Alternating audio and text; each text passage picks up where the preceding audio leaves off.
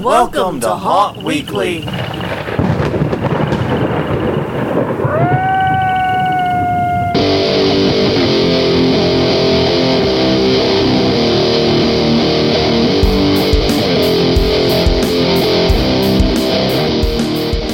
Hello everyone, I'm Jonathan. I'm Crystal. And this is Haunt Weekly, a weekly podcast for the haunted attraction and haunted entertainment industry. Whether you're an actor, owner, or just a squeaky-voiced entertainer, this podcast is meant for you. I have no idea what happened. I hit puberty in that intro.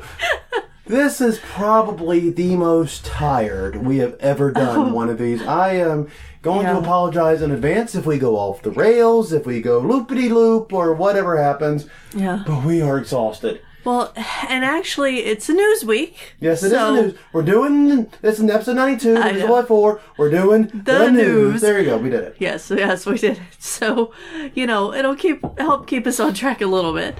But yes, we are definitely tired. If there are any employees of the Arrow Corporation listening, fuck you! All right. Fuck you! I've spent the past 3 days assembling one of your sheds. And I'm done, man. I'm so done. Jonathan's at the mental breaking point. Yes, if you did not know, this is an adult show and explicit language may be used. I am glad we had that explicit tag for these moments because sometimes I just snap a little, and 3 days working in the Louisiana heat on a shed and having to redo 6 out of 16 steps and all the, I snap a little inside. I die a little inside too. Yeah, I know. I gotta say, I'm in a great place for haunt season because I'm ready to torture some people. That's good. I am absolutely ready to terrify some people now. It's like Alice Cooper's No More Mr. Nice Guy. Let's rock. Let's do this. Yeah. Anyways, if you made it this far, I'm sorry. But also, be sure to check us out on Facebook at Haunt Weekly and Twitter at Haunt Weekly and our website at hauntweekly.com. You can follow us on iTunes, Google Play, and Stitcher, anywhere that finer podcasts are sold. And some of the lesser ones. And some of those ones, too. Yeah. Yes. Also, a big shout out to Big Scary Show, which had me on despite, better judgment, reason, and logic. And meeting you in person. Yeah, I know. I really have no idea what they were thinking having me on, but I did get to hang out with them for about an hour. Mm-hmm. I'm checking to make sure the newest podcast is live. They said it would be. Yes, it is. It is live now, so you can go to bigscaryshow.com and see what I just said. They actually asked me intellectual property stuff. It was really, really cool. Right. And I gotta say, I really enjoyed hanging out with the myriad of people on that show. It got a little confusing for me because there's just so many people on it. Yeah, and they're all wanting your answers. Oh, they're all amazing people. And here's the thing that's kind of crazy about it is I'm in a room with about half a dozen people. I love and respect their work so much. Right. And it's just, I'm crazy fanboying out here. Yeah. And I'm trying not to show it so hard. Yeah. And meanwhile, I'm hoping my neighbor doesn't fire up his planer 12 feet from my office window, which, actual truth, that happened right before we got on. It's Yeah, he actually stopped 2 minutes before you were supposed to meet them on air. Before we're doing the mic checks and stuff. Yeah, exactly. It was crazy, but you know what? The gods and the stars and all that aligned. It was a great podcast. Talked a lot of copyright and trademark and other intellectual property stuff. It's a great show. So check it out. Once again, bigscaryshow.com. Thank you, Drew, for the invite and the hookup on that one. Yeah. And if you want to talk more copyright stuff, I'm always there. Please never hesitate to call on me. Yes, and if you would like us to talk copyright stuff here, that relates to haunts, because even though we don't think of it that often in this industry, it is something that's important. Your logos and your stories and all of that stuff as we've mentioned before. And actually, we have a little bit of a mentional trademark coming up below. So, yeah, I've already... I didn't work it in. It, like, worked itself in. Yeah. But it's coming up. By the way, I'm also still getting over the coughing part of the cold. Right. I seem to have kicked the rest of it, but the cough is lingering. Mm-hmm. So, bear with me as I do that from time to time. But anyways, on that note, we have to do conference reminders. We do. As usual, I believe it is my turn to kick off. Maybe I shouldn't, though. Jesus Christ. Yeah. But on that note, everyone... Okay, coming up this weekend, September 8th through 10th in Indianapolis, Indiana, it is Mask Fest, all about makeup effects and mask making, as well as prop making, too. Learn more at maskfest.com. And if you don't want to sound like Jonathan after it's over, make sure that you be careful trying on those masks. You know, I gotta say, I have not helped this cold at all by flying twice with it. Yeah. Working 3 days on a shed... Yeah, I know. And working a full week at my day job, so I may not have done myself any service here. Yeah, I know. All right, so after that, October 14th and 15th, it is Sinister Creature Con. That is right in the middle of season for a lot of us. Yeah. It will be at the Scottish Rite Center in Sacramento, California, and includes all things horror, including filmmakers, makeup, haunted attraction engineers, and actors. Sponsored by the Cemeterium, Haunted House, and Dire World Scare Park. Featured guests include Ted Raimi, Scott McDonald, Marky Ramone, and Uwe Volk. And you can learn more at SinisterCreatureConSacramento.com. Screw you, I'm not saying that domain. Now, I've got to say, we have checked out their upcoming June conference, and it's not in the conference notes yet, but I'm like fanboying out about this too. This is Fanboy Jonathan Week, apparently. But yes, because it will feature Little Nell, Barry Bostwick from Rocky Horror, as well as the grave robber from Repo the Genetic Opera, whose name I cannot pronounce to save my life. Yes, but it sounds like it would be a lot of fun for us to go to. Yes. And who knows, maybe we'll show up. Maybe we'll give it a shot. All right. November 9th through 11th, it's the Legendary Haunt Tour in Philadelphia, Pennsylvania, at the Crowne Plaza, Philadelphia. They'll be touring the Field of Screams, Pennsylvania, the Bates Motel in Haunted Hayride, and Reaper's Revenge. Learn more at Legendary Haunt Tour, that's 2 T's there.com. All right. And then way after season, it's going to be January 12th through 15th, so beginning of next year. HauntCon, Halloween, and Party Expo. It's right here in New Orleans at the Ernest Memorial Convention Center. HauntCon.com. Hey, we can't both of us be screwing up. I know. Someone has to be the straight man. HauntCon.com for more info. All right. And also get in touch with us if you're coming, because we want to talk to you and we want to do something fun. Want to suck their blood. Yes. Or something. I don't know. I don't know either. But yeah, we want to do stuff. We haven't figured out the stuff yet. We'll figure out the stuff after season. Well, after season and after you contact us and let us know what you want to do. Yes, indeed. So once again, let us know. Twitter, Haunt Weekly, and Facebook, Haunt Weekly. Drop us a message. Let us know if you're coming and what you'd like to do.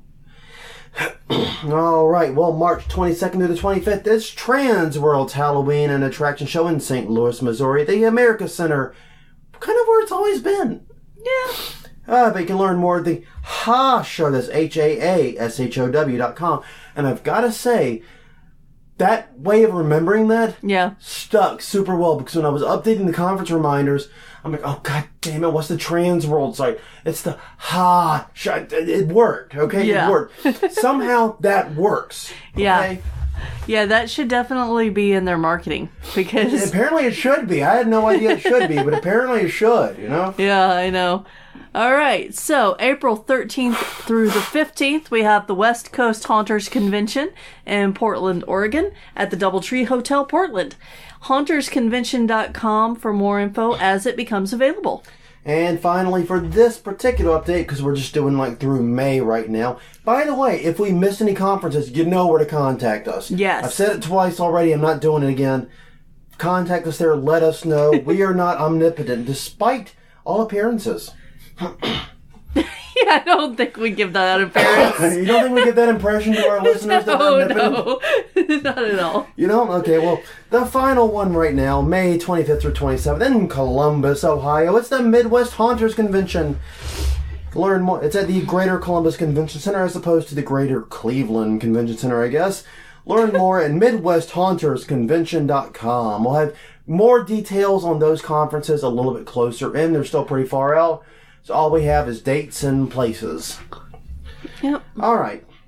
So we said we're doing the news, and we meant it like 10 minutes into this episode now. Well, yeah. Yeah, but anyways.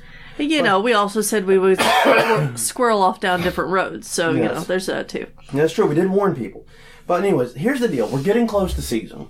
Yeah. And I have been blasted by press releases. Yeah, there's a lot. There's a lot. And do like a quick Google News search if you don't believe me on this. You'll see what I'm saying. There's a lot of press releases flying around, a lot of news stories about the industry flying around. Most of it not super interesting to this show. Yeah. So here's the rules. The rules. No, wait. Since everybody is currently announcing their opening or announcing their actor auditions, we're not covering that. Yeah. But I am going to say this. If you're looking to work in a haunt this year and you haven't picked the haunts you want to audition for yet, you probably screwed up. Yeah. Or, you know, you're going to be one of the later called ones. Yeah. Basically, you know, now's the time. You should have been doing it previously, but now's definitely the time to be thinking about where you're going to audition. Don't wait another minute. Go and Buy now. buy now for your audition. Yes, exactly. So we're skipping all the haunts that are opening unless there are some major changes, and we do have a lot of major changes below, and including some really interesting ones. Yeah. Yeah, I saw a list of a whole bunch of haunts that are opening. Yeah. That I think I shared with you. And to be fair, you know, it's really good to know that these haunts are opening up again. I always get happy when I see that. Oh, yeah. That these haunts are opening. And I'm not saying it's like a sad thing or anything. It's just, yeah, okay, you're opening again. You were open last year, opened the year before. Yeah. What's the news, you know? But anyways, seriously though, good job to the industry for the press push this year. Mm-hmm. I've not seen anything like it. Yeah. I mean, because we've done this through 2 seasons now. Right. And before that, I was doing it through Garbage Horror and other things we were doing. I was kind of monitoring the news and anything that was interesting. And I have not seen a press blitz quite like the exhaustion really is kicking in, guys. I'm sorry. A press blitz quite like this one. Great job on our industry on getting in the news and getting the coverage. Yeah. Like every local station is running stories about haunts right now. It's a little frustrating for my Google News search. A little. But an awesome sign for the industry. So, oh, yeah. Congratulations, everyone. Yeah, well, Well, our first story this week has to do with a movie you might have heard a little bit about. Yeah. If you haven't heard It, as in the film It, Stephen King's It. Yes. Is being remade and re-released in theaters. And with it, as seems to be the case for most horror films right about now, these years, there is a haunted house pop-up taking place. And this one is in Hollywood, specifically at the corner of Hollywood and Vine, if you're in the LA area. You can check this one out. And basically, Warner Brothers has set up a free It haunted house in the Los Angeles area, until September 20th. What was that price again? Free! Really? It is free to go to. The only caveat is it is 18 and up. Yeah. Now, we've talked about these types of pop-ups many, many times before. Right. Is this just a thing you think that's going on with horror films now? This is one of the standard marketing tropes for them, or... I think it's something that they're trying out.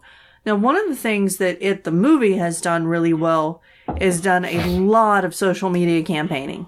I have seen this thing everywhere, and I'm kind of excited to see it. You know, and I've got to, I mean, on the personal note here, I like the original It. Yeah. I like the novel It. Mm-hmm. I was not super stoked about a reboot, though.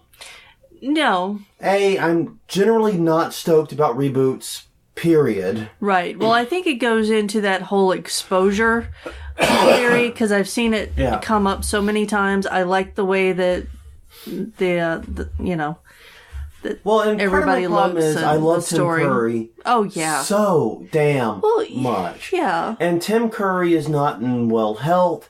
Tim Curry is not doing particularly well right now. Yeah. And I don't know. I didn't like the idea of an It remake while he is of ill health.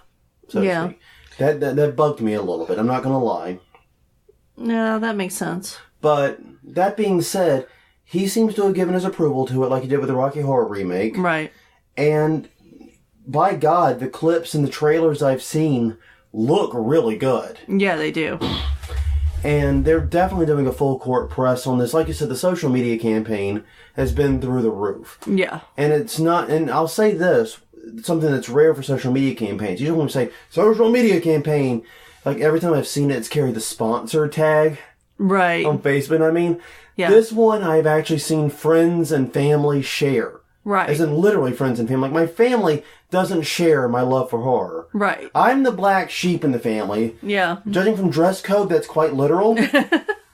But I'm like the black sheep of the family. I don't expect my brother, my parents, my aunts and uncles and all that stuff to ever participate in any of the horror stuff that I love so much. I get it. It's cool. It's just not part of our relationship. They've been in on this. Right. And that blows my mind, and that does make me more interested. Yeah. That means this has reached another tier. Right. It also seems like the next generation is being prepped to be It fans for the future.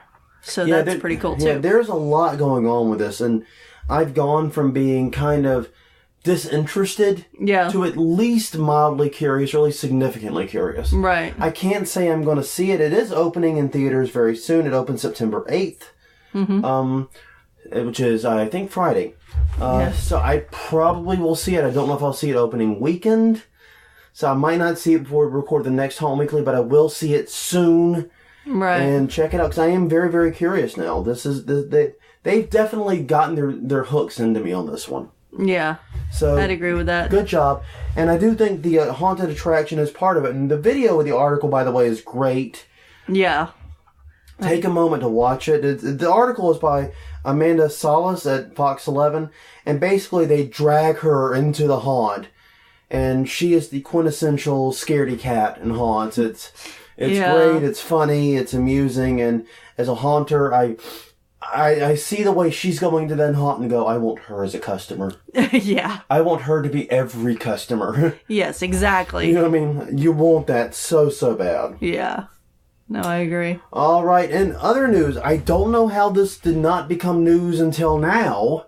Mm-hmm. Usually this is the type of stuff we would have been talking about months ago. Yeah. But regardless, the 13th floor in Denver, Colorado, it's already a huge haunt. Yes. For the record, it was already a huge haunt. Is moving to an even bigger location for this season. This is wasn't bananas. Big enough. Yes. We were already 13 floors. Now we no. No. But no, seriously, they are moved. This is an article by Sarah Grant at The Know. Basically, they are moving to a new location for this season, and the advantages are that it's 10,000 more square feet. Right. Which 10,000 square feet by itself is a decent size for a haunt. Yeah, it is. By itself. Yeah. That's the more part. Right. It also has higher ceilings, which they are silly stoked about. Well, I would be too. Yeah, I would be too. I'm not saying they just are, but... Yeah, because you can hide all sorts of things in high ceilings. Yes. And better parking, which the businessman in me really loves. Oh, yeah. I'm all about the business, as we know. Yeah.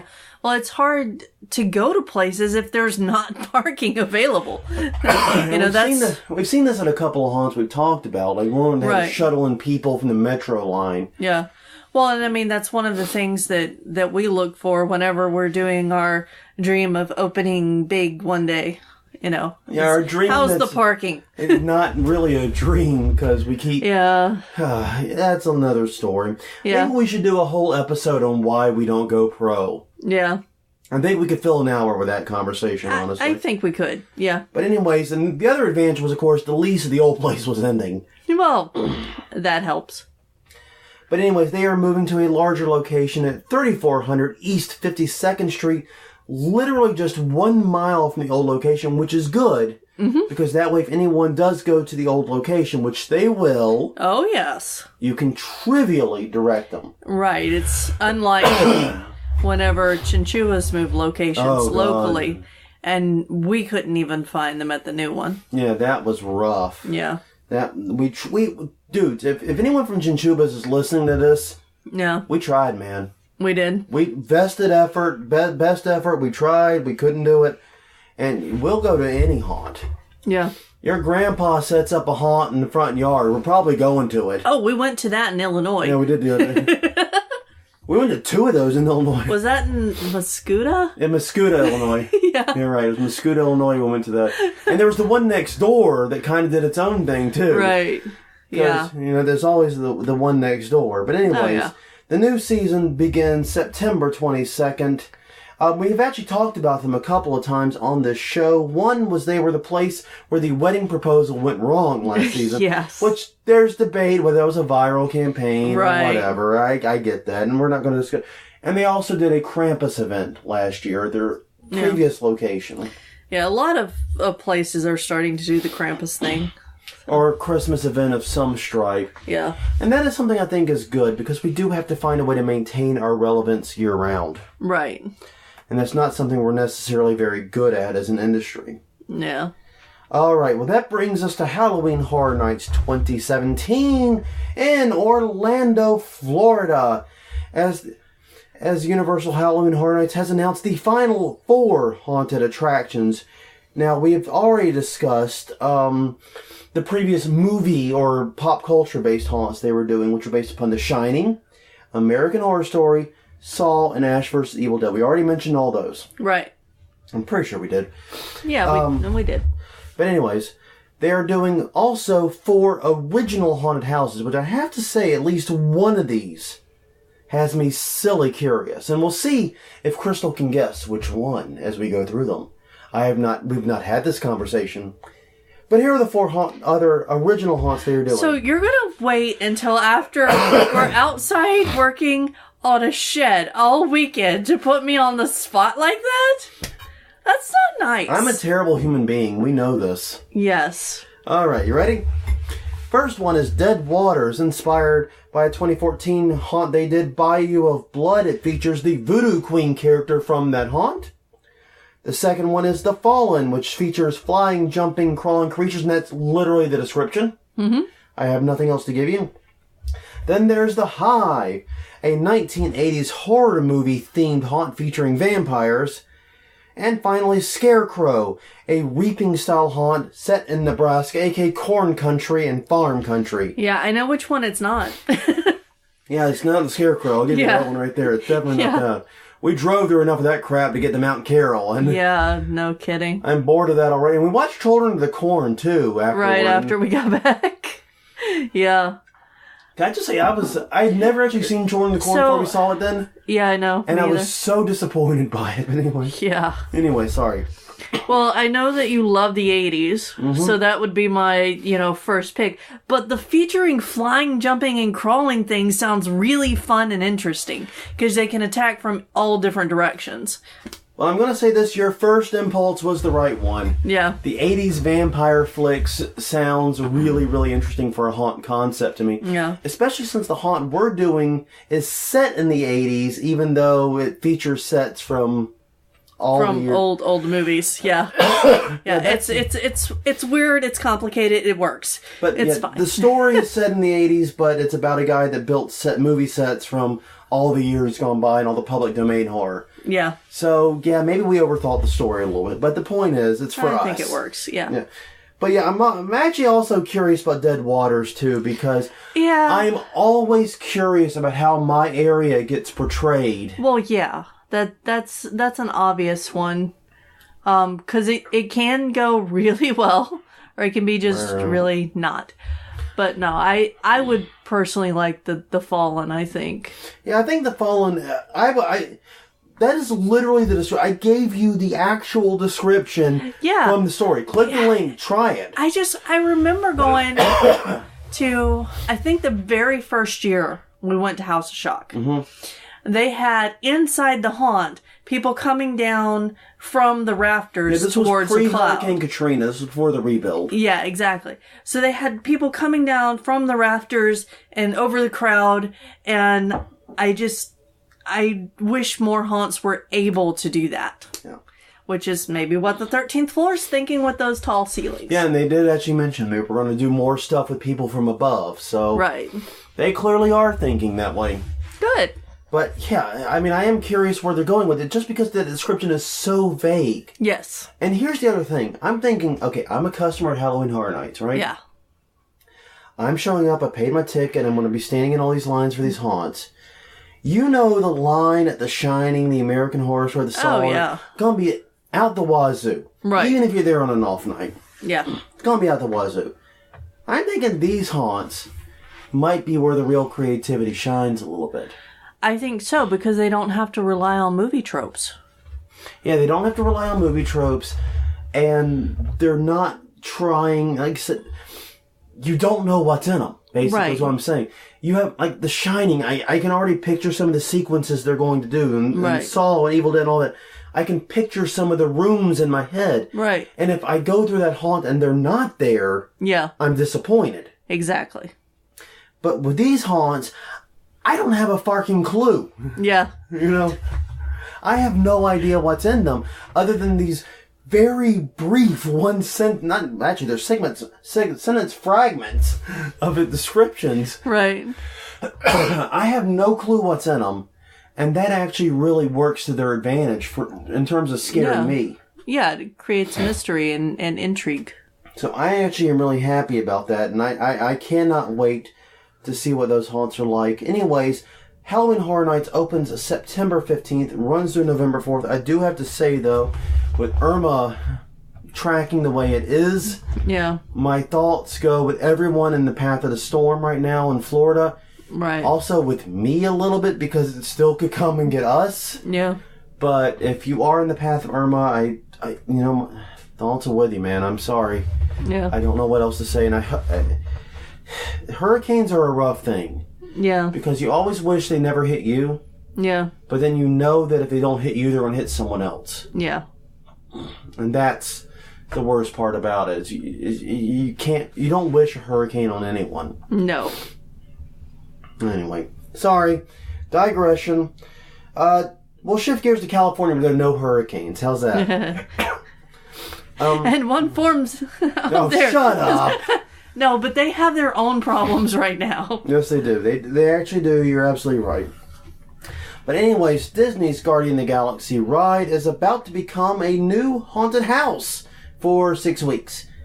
Now, this is really, really interesting, because from September 15th through October 31st, the Guardians of the Galaxy ride will operate normally during the day, but at night will become Guardians of the Galaxy Monsters After Dark. So I'd want to go to both. Yeah, I would. To be able to compare. No. Absolutely great. And if I recall correctly from our previous episode, this is what they did with the Tower of Terror ride. Yeah. And I flipping love Tower of Terror, and I'm still irate that Tower of Terror doesn't exist in California. I'm glad it exists in the Orlando one. Yeah. But I digress. But anyways, the idea basically is this. They're going to take the ride, and it will feature all new scenes, all new effects, all new story, everything, for the evenings during that time. Right. Which is really, really cool. Because I've never actually heard of any theme park. Correct me if I'm wrong. If anyone knows one, please let me know. Because I'm really, really curious about this. I've never heard of a theme park taking a ride that exists and just like flipping a switch and making it a haunted house. Yeah. That's really weird to me. Yeah, that sounds like a very cool idea.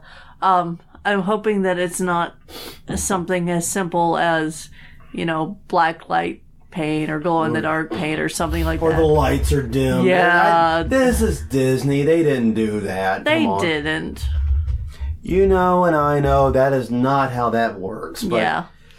I could see somebody claiming that, though. Of lesser caliber. I can, too. But the point of the matter is, you and I both know Disney isn't going to do that. Yeah.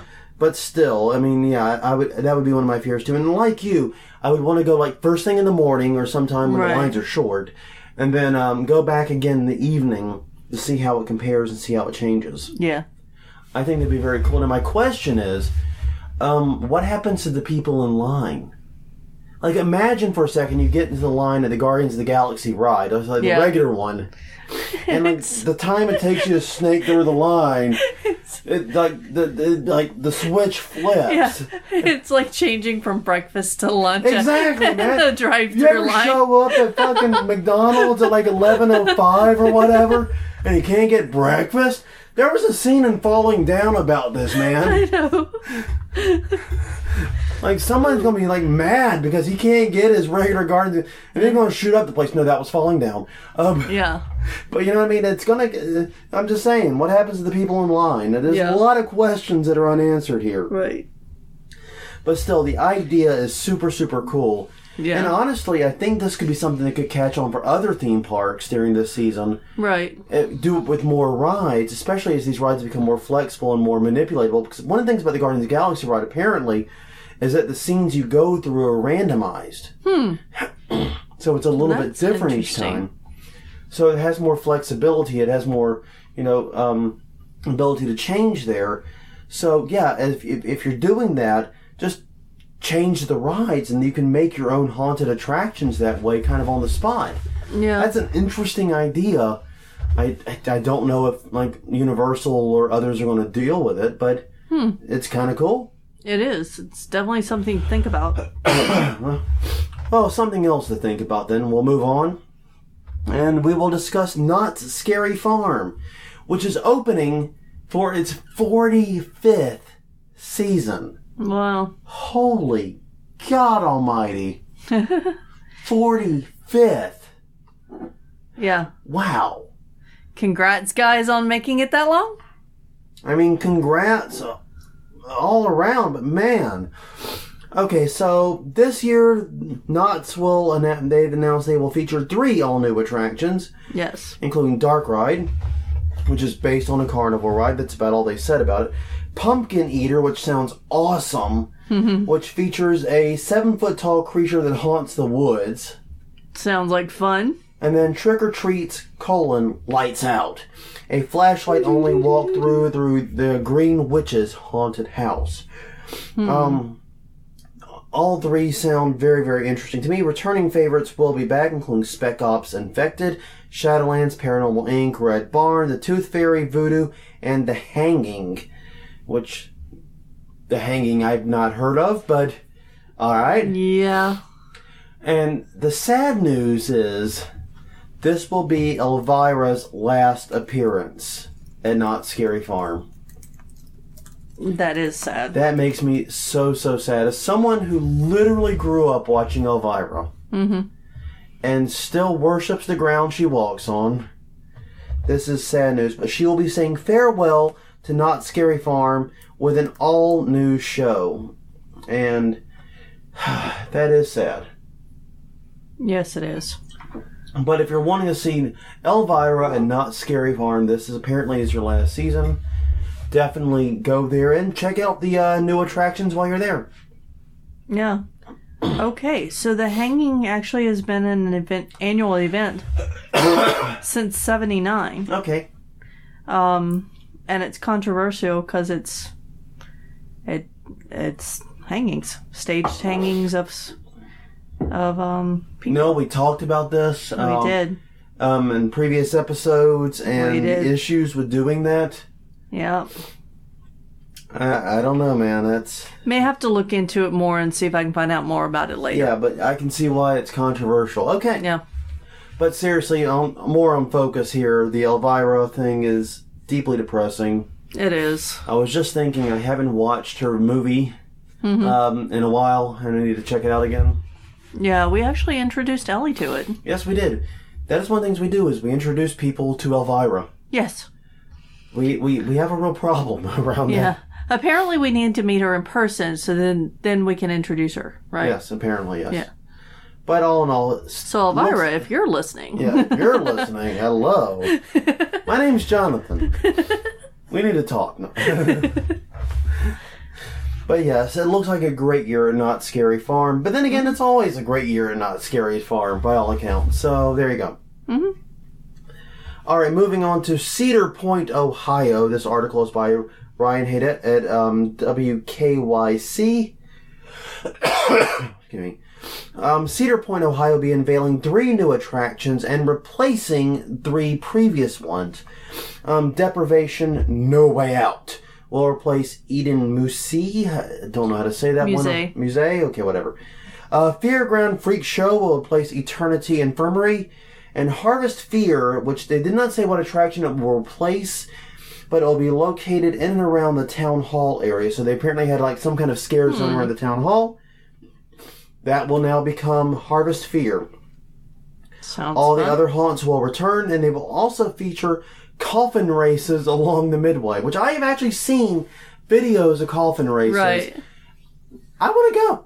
Yeah. Well, of course you do. Of course I do. I'm a red-blooded American. Coffin races sound great. Sounds a lot better than I'm a red-blooded races. haunter American. Well, oh. Okay, That's a long story. Chris only makes that reference because there is literally a lawnmower racing speedway Yes. near her grandparents' house. Across the street. I'm not making that up. It is actually it's defunct now, but the sign's still there. The sign's still there, and it will always be there because... Yeah. Anyway, if you want to go to Cedar Point for their Halloween weekends, not the lawnmower races, Yes. you're going to Halloween weekends. You'll see It's coffin races. It's September 15th through the 29th. Yeah, the lawnmower races raised so many questions. I never actually got to go. I can explain it later. They were apparently going on while we were dating, and you never took me? Yeah. I don't know who you are anymore. Okay. Anyway. All right. Well, we got some anniversaries to discuss. We'll shift gears to anniversaries. Field of Screams in Pennsylvania is scaring up their 25th year. Yay. Wow. I mean, Not Scary Farm 45. Field of Screams is 25. Right. Yeah. Article by 69 News here. They will be opening this year with 4 main attractions: the Haunted Hayride, the Frightmare Asylum, the Den of Darkness, and Nocturnal Wasteland. Now, okay, here's the thing. If you've ever been to one of my copyright and trademark talks for haunters, Yes. I discuss this haunt Yes. in grave detail. Whoa. Boom. See Yes. what I did there? I do. Clever Dan. Uh-huh. But anyways... The long and short of it is, they have been open for, 25 years. Yes. An eternity in this industry. And then right across the border, because they are kind of in eastern Pennsylvania, right across the border in Massachusetts, another haunt opened called Field of Screams. There was a big trademark battle that kind of fizzled out after both sides spent tens of thousands of dollars. And there were some perfectly reasonable settlement offers. I just don't flipping get it. But anyways, the other Field of Screams also shot out, the one in Massachusetts, also put out press releases. And when I was assembling the show notes, I got them confused. Yeah. Despite the fact I talk about them semi-regularly. Yes. So if you can get confused, there's definitely confusion in the marketplace. And by trademark definition, that does make it a trademark infringement. I'm just saying. Yeah. Yeah, but... Long story short, Field of Screams in Massachusetts was merely talking about the fact, hey, we're reopening this year, and by the rules we previously discussed, Yeah. that doesn't really warrant inclusion. But a 25th anniversary, Yeah. that warrants inclusion, goddammit. Right. That is impressive. So, good job, Field of Screams, Pennsylvania. I'm sorry, but it sucks about the confusion. I don't know what to tell you, man. I feel your pain. Yeah. All right. Well, moving on then. The world-renowned haunted attraction Fright Dome in Las Vegas will be celebrating its 15th anniversary. Now, this is really impressive just because of the sheer size of this attraction. Oh my God, this place is absolutely bananas. It will open September 29th. With 6 different haunted houses Right. and multiple scare zones between them. It's basically a theme park that just opens up for Halloween. That sounds like a load of fun. Totally go to going that. back to the haunt wish list thing. Right. You're putting this on. I'm putting this on there retroactively, man. I want to go. Yeah. This is my jam, man. I need to do this. This is crazy, but yes. And they will be opening up a new haunted attraction. The Hex, Hex, all capitals, will make its debut this season. Hey guys, congratulations on 15 seasons. You definitely deserve it. I've heard a lot of amazing things about Fright Dome. I have some friends in Las Vegas that have sworn by you. People whose judgment I actually trust, unlike most people in Vegas. They ended up in Vegas. Yeah, that's true. But yeah, the point remains, awesome work, and congratulations on the new attraction. You guys definitely have been kicking a lot of butt. Mm-hmm. And we'll wrap it up this week as we have a bit of somber news.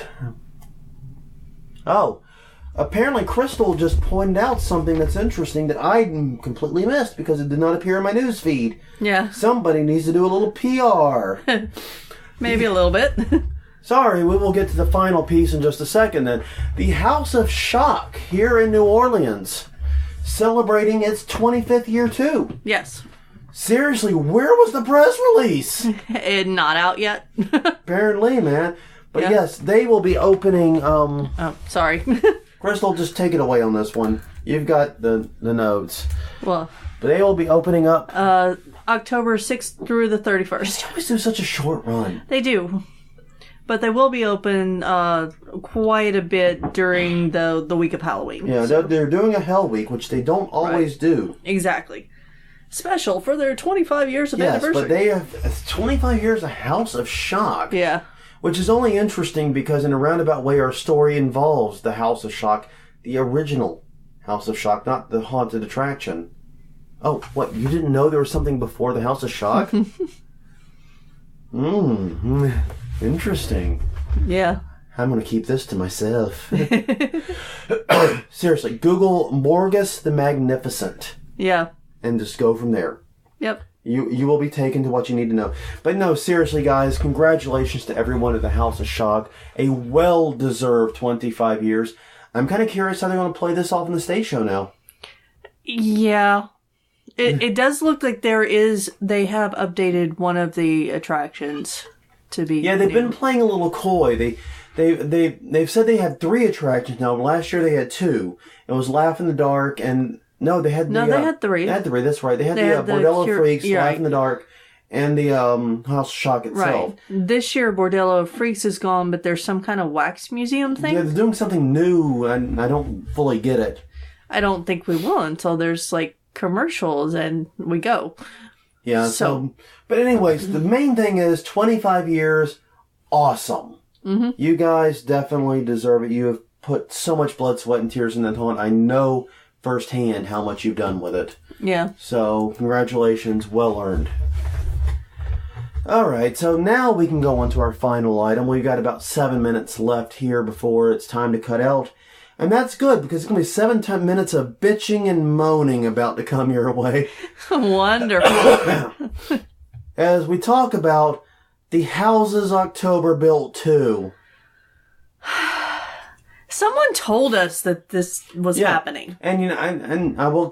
Who was it that told us? Do you remember? I don't remember. To the person who told us, I'm super sorry. If we can find out, or if you message us, we're promised we'll give you a shout out next week. Yes, we will.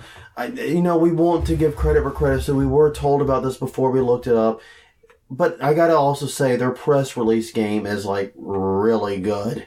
Because they were all over the shop whenever I went to actually research this. Long story short, Houses That October Built 2 is a thing. Yeah. And that really is about all you need to know, honestly, about it. So yeah, it's gonna be a thing, it's coming. And I really don't know what else to say about it this time. No. They've put out a teaser. They've put out some posters. I know. For those who are new to the podcast, go back, check out episode 63. And I think that's actually how we found out about it, because someone messaged us after going back and doing exactly that. I'm trying to find who messaged us real fast. Yeah, I am too. So we're both trying to find That's why we're being quiet. And why it sounds like we're not talking about what we should be talking about, which is, this is a thing, and it's happening, and we hope it doesn't suck as much as the first one. Yeah, I mean, okay. And go back to episode 63. Basically what we said, okay, what we failed to say, because we got a lot of criticism for that episode. Yeah. So I can take a moment now and respond to it, since we're talking about the sequel. Now we have an excuse to discuss it again. Yeah. If it had succeeded as a horror movie, I wouldn't have been that mad. Yeah. It did not do well for me as a horror film, found footage or otherwise. And basically, it failed as a horror movie, and all it seemed to do to me was insult the haunted attraction industry. Yeah. If it had succeeded as a horror movie, if it had like changed in on that and done something with it, I wouldn't have been so mad. Yeah, me either. Okay, and by the way, we found who it was after much searching. It was Doug Kabarek? Yes. Please forgive me. Sorry. Doug Kabarek was the one who let us know. And by the way, I stand by the SpongeBob animation I responded with. Yes. The SpongeBob crying animation in response to that. Memes are useful, my friends. Memes are useful. Memes are a thing for a reason. Yes. But anyways, the basics of it right now is RJL Entertainment has released a poster and a teaser for it. It is coming out... I believe September 22nd is the date. It will be released on video on demand and all the Knott theater channels. Yeah, all of the ways that you can already see it. I don't think we'll be rushing to watch it when it comes available. You know what? I may actually do it. All right. Just because I am that type of masochist, I will probably do it. Yes. Bobby Rowe, by the way, R-O-E is his last name, will direct the film, or I should say directed the film. It's pretty much done. I don't know why why the grammar says well direct. He's done directing. It's being released, grammar. Yes. But he has directed the film, and he co-wrote it with Zach Andrews. And basically the plot is, from our understanding, is the group of kids, or the group of people who found the blue skeleton last time are recovering from their experience. Yes. And so what better way to recover, and I guess I should have had a spoiler tag there, because, well actually no, because... You haven't gotten into the spoiler part yet. Well, and the story of it is basically that they are recovering from the experience, and they decide, hey, what better way to recover from a deeply traumatic experience than go relive it? Yay!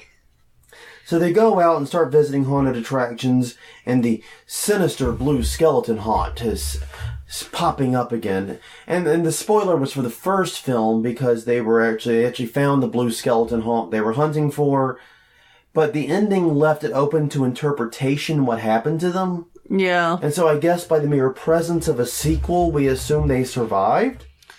Yeah, it especially since it's the same people. I mean, it's not following a different group of people who are now looking for the blue skeleton.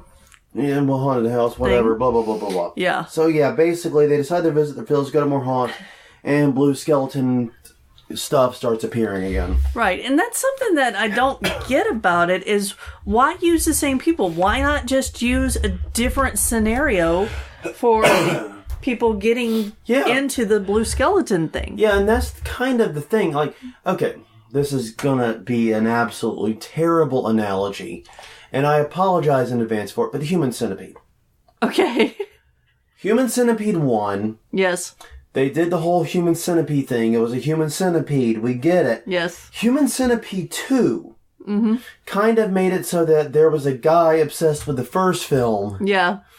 Who then went and then tried to make his own Human Centipede. Right. And then Human Centipede 3 kind of did the same thing with the first two films. Right. And it seemed like this was a natural way to approach this, because the problem with it is this beginning to the second film, this marketing for the second film, basically destroys the ending to the first film. Right. Exactly. Like, that was one of the actual things I actually kind of liked about the first film, was the ending left conversation. Right. Were they actually tortured? Were they actually killed? What happened? Yeah. Where did it end? Because it kind of had that Lady or the Tiger style ending, where it ended right as stuff was, as business was picking up, as good old JR would say. Right. And the result of that was we actually discussed what the ending meant. Yes. We had a conversation about this. We got a conversation on that film, which is more than that film probably deserved. Yeah. Because we actually did two conversations, one there and one on mic. Yeah. But the point is, we had a conversation about it voluntarily. Yes, we did. And the result of that, so that was something from it, right? Right. And this basically kind of nukes that whole conversation by explicitly laying out what happened. Yeah. And I'm seeing this with a lot of horror films lately, and it's kind of the problem I have with Children of the Corn. Mm-hmm. Going back to that, was the ending of it, and spoiler tag if you haven't seen the film. Can you really spoil a 30-year-old film? I don't know. think so. But the point of the matter is, I didn't like it when they made the monster real. Yeah. I kind of liked it when it was just a creepy cult of kids. Yeah. Because that seemed to be saying a lot about human society and human nature, and had a lot, going for it intellectually, and also in terms of just, scaring the hell out of me. Because I'm not scared of monsters in cornfields. Right. But, creepy, murderous, religious fanatics? Oh, yeah. Oh, hell yeah. Yeah. That's scary. Yeah. But anyways, leaving that ending a little more ambiguous might have helped that film to me. Right. Maybe not to you, but to me, it would have helped me. And I kind of felt the same way about House's Oktoberfest. One of the things I did like was the ambiguous ending. Yeah. And now they've just, nope, that's how it ended. Yep. Screw you. Yeah. The one thing I really liked from that film is gone now. Yeah. The one compliment could have given it. Yeah. Oh, well. I guess we'll watch it, and we'll probably bitch about it, too, so... Yeah. We'll either do that or say just don't bother. We'll either do that or recommend it. Or recommend it. It's possible. It is possible that other films have definitely turned us. Yes. Like Trick or Treat. Yes. We went into that, and admittedly, when we went into it, all we had was the box art. Right. We went into it thinking it was going to be a stupid film, and it became one of the most engrossing films I've seen. Repo the Genetic Opera, same thing. Yeah. Went into it expecting just a stupid little throwaway film. No, actually really loved it, and I'm now obsessed over it. Yes. So there are films that can turn us. Maybe this one can. Yeah. Anyways, that's all the news that's fit to print for this week. You got anything else to add? No. I know you're super tired. I'm super tired. It's been a super tiring day. Once again, big shout out to the people at the Arrow Corporation. Hope you all burn in hell. No. No. Okay, not all of you. Just the guy that prints the instruction manual or writes it. The printer's probably fine. Yeah. The author of that instruction manual, he's a burn in hell. He's a special place in hell reserved for you. Mm-hmm. But on that note, everyone, once again, do take the time. Follow us on Twitter at Haunt Weekly. Follow us on Facebook at Haunt Weekly. It's like we got a thing going here. It is. Our domain is hauntweekly.com. Catch us on Google Play, iTunes, and Stitcher, anywhere fine podcasts are sold. And if you're not tired of listening to Jonathan talk by now, you can catch his latest episode over on Big Scary Show at bigscaryshow.com.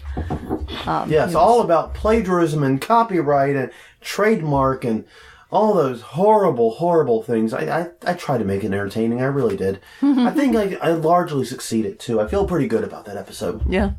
I feel better about that episode than this one. How's that for honesty? That's pretty accurate.